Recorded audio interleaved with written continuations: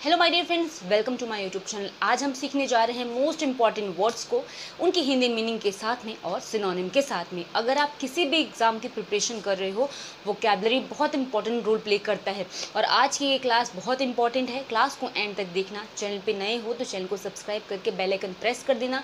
Daily 8:30 बजे YouTube पर मेरी वोकैब क्लासेस आती है मेरे चैनल पर। उससे पहले अगर आपको वीडियो पसंद आए तो वीडियो को लाइक करना ना भूलना और प्लीज़ इसको शेयर करना ना भूलना। विदाउट वेस्टिंग टाइम अपनी क्लास को स्टार्ट करते हैं।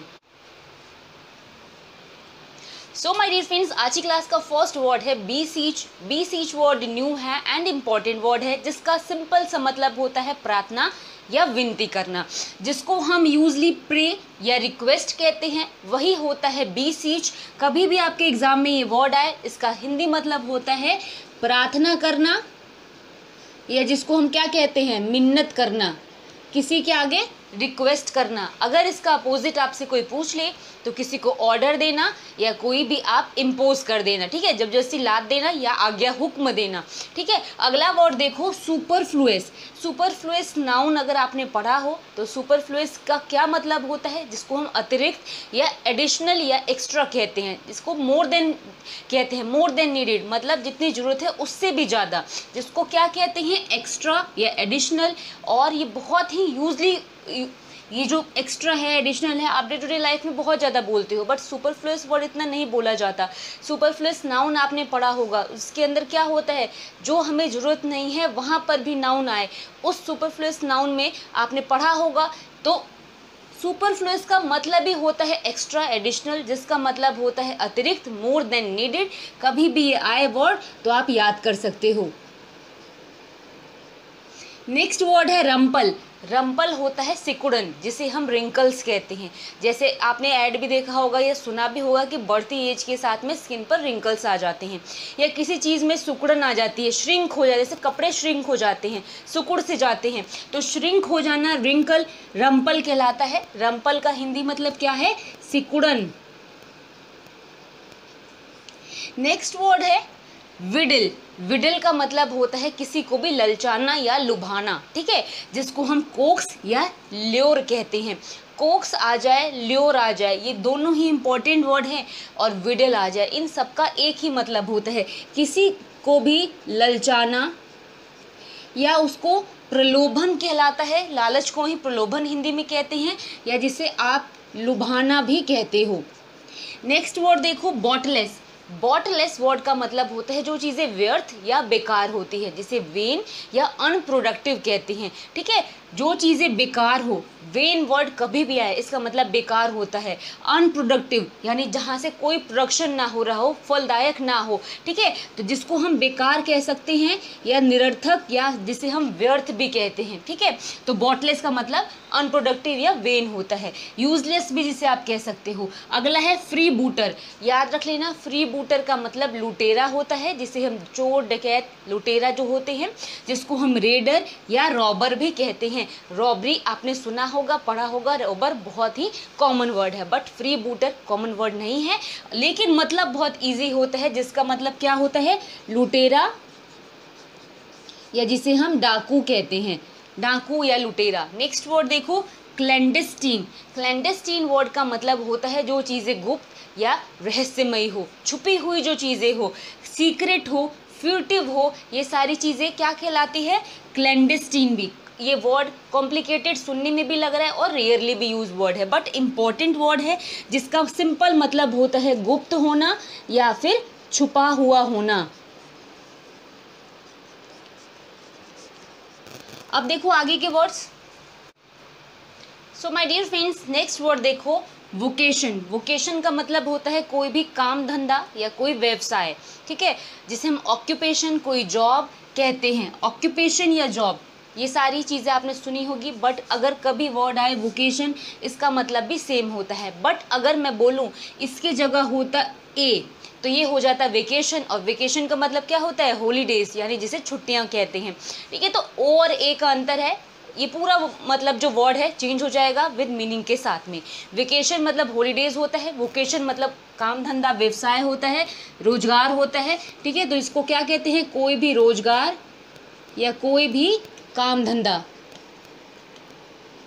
अब नेक्स्ट वर्ड देखो, पियरलेस। पियरलेस का मतलब होता है अतुलनीय, जिसका कोई मैच ना हो, जिससे किसी की तुलना ना हो। अनइक्वल, मैचलेस जिसको हम बोलते हैं, वो क्या कहलाता है? पियरलेस। ठीक है, पियर वर्ड याद रखना, PEER है, PEAR होता तो पियर मतलब होता क्या? फ्रूट, जिसे नाशपाती जिसे कहते हैं। तो पियरलेस का मतलब मैचलेस, अनइक्वल मतलब अतुलनीय, जिसकी कोई तुलना ना हो, जिसकी कोई बराबरी ना हो। अगला वर्ड है पेनस्टेकिंग। पेनस्टेकिंग का मतलब मेहनती होता है, जिसे हम industrious, hard working, diligent, laborious, बहुत सारे वर्ड से कहते हैं। तो अभी मैं बोलूँ पेनस्टेकिंग का मतलब, तो डिलीजेंट और हार्ड वर्किंग दो सिनोनिम मैंने यहाँ पे लिखा है, जिसका मतलब क्या होता है? खूब मेहनती होना। हार्ड वर्किंग बहुत इजी वर्ड है, डिलीजेंट भी इंपॉर्टेंट है एंड पेन स्टिकिंग भी इंपॉर्टेंट है। अगला वर्ड देखो, रिडोलेंट। रिडोलेंट वो चीज़ें होती है जो सुगंधित होती है, फ्रेग्रेंट या जिसको हम एरोमेटिक कहते हैं। जो चीज़ें सुगंधित हो उसको हम क्या कहते हैं? रिडोलेंट कहते हैं। खुशबूदार भी जिसे कहते हैं। नेक्स्ट वर्ड देखो, कॉनकोर्स। कॉनकोर्स का मतलब होता है क्राउड एंड मॉब, जिसका मतलब क्या होता है? भीड़ भाड़, बहुत ही ज़्यादा, जैसे कहते हैं ना क्राउडेड प्लेस है, आपने बोला होगा।